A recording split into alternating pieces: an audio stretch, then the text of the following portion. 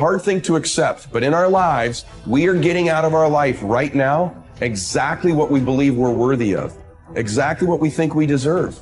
Our life is a direct reflection of our identity, which is the thoughts, concepts, beliefs, values, and worth we hold true to be about ourselves. And so as hard as it is to accept, we're getting out of life right now what we believe we're worth. Your growth is the only limit to your happiness. If you're not happy, you're not growing in some area. And usually it's a place where you're blaming, you're pointing the finger, but you can't control that.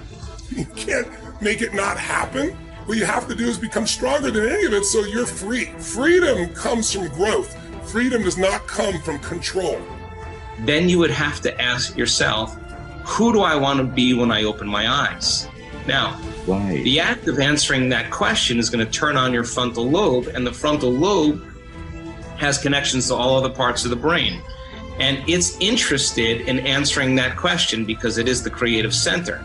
So as it begins to scan the landscape of the brain, it can only gather information from things you've intellectually learned or things you've experienced in your life. And it begins to associate those different memories with the question. And when you get enough networks of neurons firing in your brain, you see an image or a picture. That's intention. And then as you begin to live and rehearse who you're going to be, you begin to do that exact same thing. You begin to install neurological hardware in your brain. Repeat it, it becomes a software program, and you begin to behave that way. Now the brain is primed. It's no longer a record of the past. It's a map to the future. Now the person can feel the emotions of their future. You're going to see a person move into a different state of being, and they are going to have all kinds of biological changes. Your perception of your world is what controls your genes. And if you're not feeling well, the issue is you don't have to change your biology, you just have to change your perception. And this will then give you your power back. And this is what we have to recognize. We're not victims of biology, we are masters of our biology. Everything that is required depends on you having the mindset that regardless of anything that is around you, that is surrounding you, that is trying to drag you down, you must have the mindset. You must be strong. You must be resilient. You must be driven. And you must be able to take whatever's coming at you. What goes out is what comes back.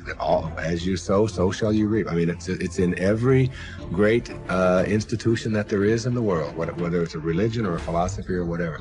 What you put out is what comes back. Whatever you plant is what you're going to get back. And the more that you put out honesty, just because it's what you are, because you are being honesty. You're not trying to be honest. You're just being honesty. Then that's what will come back to you on a regular basis. And when it doesn't, you'll just see that as another test for you to pass. This comes from Einstein. He said, the most important decision any human being must make is whether or not you live in a friendly or a hostile universe. Now, he could have said realization, but he didn't. He said decision. You have to decide, because there is no empirical truth. You don't live in either a friendly or a hostile universe. You decide, and that perception, that viewpoint from which you judge everything else that happens in your life will be colored by whether or not you think it is a universe that is working for you or against you. And it's a choice. But most people think of their viewpoint as being patently real, as being just objective and true. And so they never stop to question the fact that they actually decided that at some point, either because their parents acted in accordance with that it was either hostile or friendly, and they just absorbed that, or their friends, or the people that they work with, or whatever.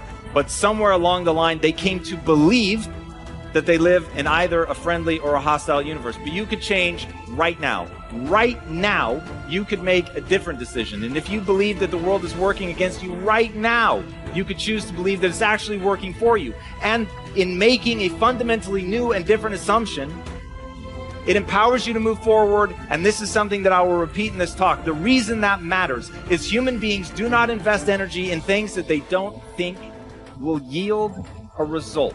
When you set goals, when you have an intention on something that you want to change about your life, your brain helps you. What it does is it opens up a checklist, and then your brain goes to work trying to remind you of that intention that you set. And it's really important to develop the skill, and I say that word purposefully, the skill of knowing how to hear that inner wisdom and that intention kicking in and leaning into it quickly. So for me, my brain saying, that's it, right there, move as fast as a rocket, Mel. I wanted to change my life. And I think most people that are miserable or that are really like dying to be great and dying to have more, we want to change. We want to live a better life. We want to create more for our families. We want to be happier. The desire is there. Again, it's about how do you go from knowledge to action. So the first thing in this story that's important is realizing that the answer was in me. And my mind was telling me, pay attention. Could have also been the bourbon. I had a couple of Manhattans that night. But anyway, the next morning, the alarm goes off, and I pretended NASA was there. It's the stupidest story. I literally went 5, 4, 3, 2, 1. I counted out loud, and then I stood up. And I'll never forget standing there in my bedroom. It was dark. It was cold. It was winter in Boston. And for the first time in 3 months, I had beaten my habit of hitting the snooze button. I couldn't believe it. And I thought, wait a minute. Counting backwards? That is the dumbest thing I've ever heard in my entire life. Well, the next morning I used it again and it worked. The next morning I used it again and it worked. The next morning I used it again and it worked. And then I started to notice something really interesting. There were moments all day long, just like that 5-second moment in bed, where I knew, knowledge, what I should do. And if I didn't move within 5 seconds, my brain would step in and talk me out of it. Every human being has a 5-second window, might even be shorter for you. You have about a 5-second window in which you can move from idea to action before your brain kicks into full gear and sabotages any change in behavior. Because remember, your brain is wired to stop you from doing things that are uncomfortable or uncertain or scary. It's your job to learn how to move from those ideas that could change everything into acting on. Take action. When you start to walk, talk, dress, and behave like the top people, you soon begin to feel like the top people. You will treat other people like the top people do. You will work the way the top people work. You will start to get the results that the top people get. In no time at all, you will be one of the top people yourself. It may be tried to say, fake it until you make it, but there is a lot of truth to it. Your main job in life is to create the mental equivalent within yourself of what you want to realize and enjoy in your outer world. Your focus must be on creating the beliefs within yourself that are consistent with the great success you want to be in your outer world. You achieve this by challenging your self-limiting beliefs, rejecting them, and then acting as if they did not exist.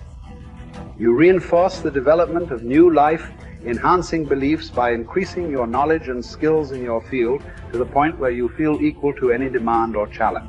You accelerate the development of new positive beliefs by setting bigger and more exciting goals in every area. Finally, you act continually as if you were already the person that you desire to be. Your aim is to reprogram your subconscious mind for success by creating the mental equivalent in everything you do or say.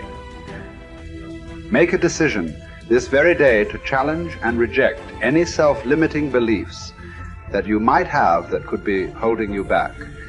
Look into yourself and question the areas of your life where you have doubts about your abilities or talent. You might ask your friends and family members if they see any negative beliefs that you might have. Often, they will be aware of negative self-limiting beliefs you have that you are not aware of yourself. In every case, once you have identified these negative beliefs, ask yourself, what if the opposite were true? What if you had the ability to be extraordinarily successful in an area where you currently doubt yourself? What if you had been programmed from infancy with genius ability in a particular area? For example, What if you had within you right now the ability to earn and keep all the money you could ever want throughout your life? What if you had a golden touch with regard to money? If you absolutely believed these things to be true, what would you do differently from what you are doing today? Your beliefs are always manifested in your words and actions. Make sure that everything you say and do from now on is consistent with the beliefs that you want to have, and the person that you want to have, and the person that you want to become. In time, you will replace more and more of your self-limiting beliefs with life, enhancing beliefs. Over time, you will completely reprogram yourself for success. When this occurs, the transformation that takes place in your outer life will amaze you and all the people around you.